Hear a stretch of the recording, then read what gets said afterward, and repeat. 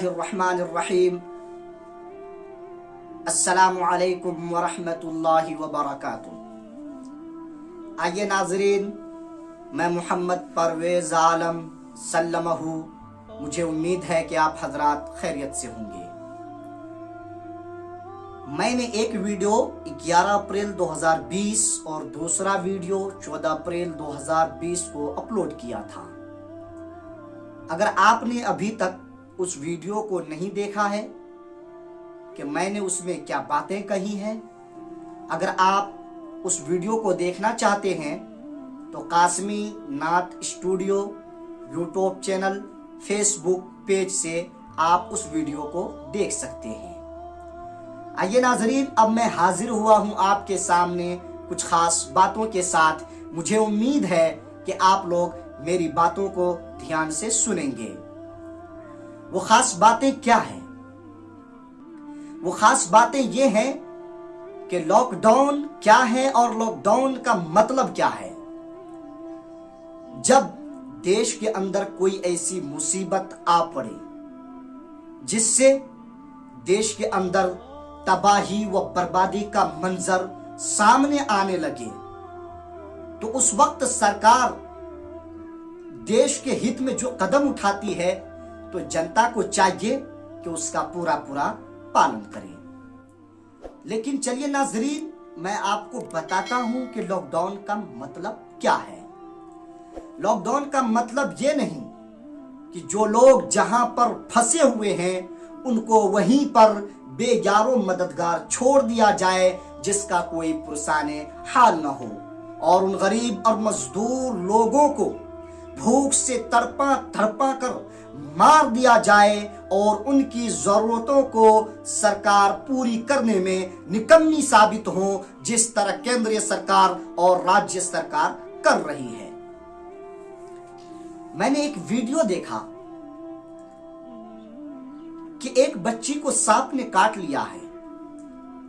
जब उसके घर वाले उस बच्ची की जान बचाने के लिए हॉस्पिटल जाते हैं तो उनको हॉस्पिटल जाने नहीं दिया जाता है, तो आखिरकार उस बच्ची की मौत रास्ते में हो जाती है। बताइए, उस बच्ची की मौत का जिम्मेदार कौन है? उस बच्ची की मौत का जिम्मेदार केंद्रीय सरकार और राज्य सरकार है। लॉकडाउन का यह मतलब नहीं कि किसी व्यक्ति की जान जोखिम में डाली जाए, बल्कि लॉकडाउन का मतलब यह है कि लॉकडाउन का पालन करते हुए इंसानी जरूरतों को भी पूरा किया जाए। यही लॉकडाउन का मतलब है। आगे नाजरीन, अब मैं बात करता हूं उन गरीब और मजदूर लोगों की जो भूख से तड़प तड़प कर दम तोड़ रहे हैं और वो सरकार को मदद के लिए पुकार रहे हैं, लेकिन सरकार उनकी मदद करने को तैयार नहीं है। क्या इस हालत में वो गरीब और मजदूर लोग इस लॉकडाउन का पालन करेगा या नहीं?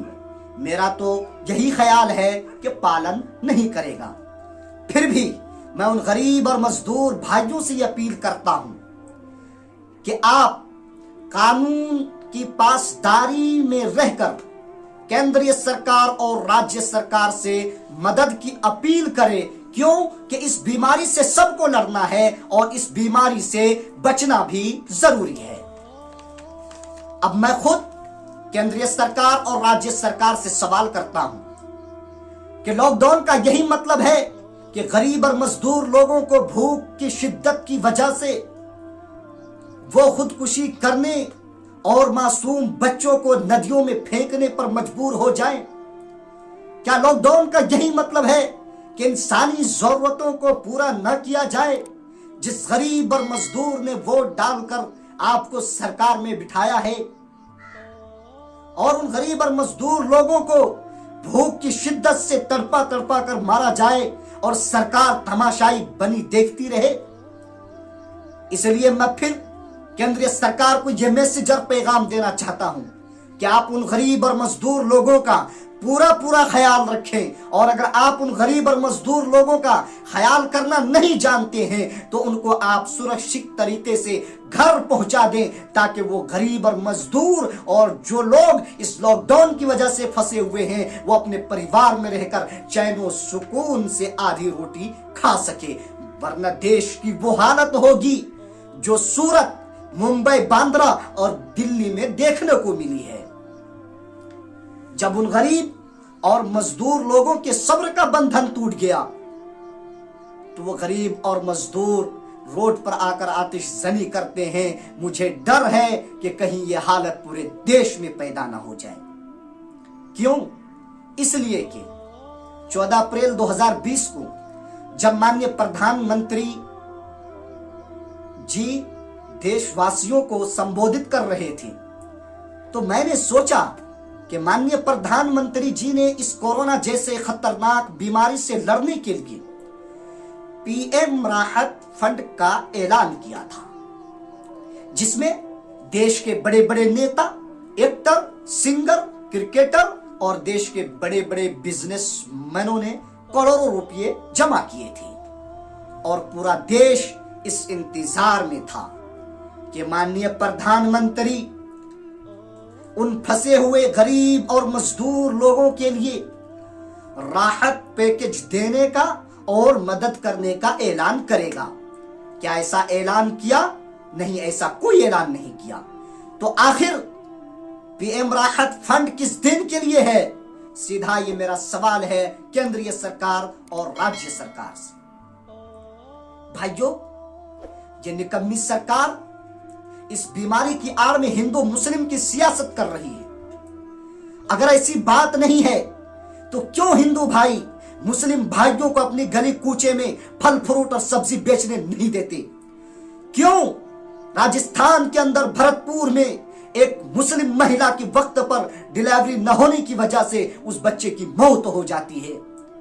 کیوں مسلمانوں کو مسلم ہونے کی وجہ سے راشن نہیں دیا جاتا ہے؟ کیوں مسلمانوں کو مسلم ہونے کی وجہ سے ان کو نفرت کی نگاہ سے دیکھی جا رہی ہے؟ میرا یہ سوال ہے کہ کیا کسی مسلمان بھائیوں نے ہندو بھائیوں کے ساتھ ایسا کیا؟ نہیں، ایسا نہیں کیا۔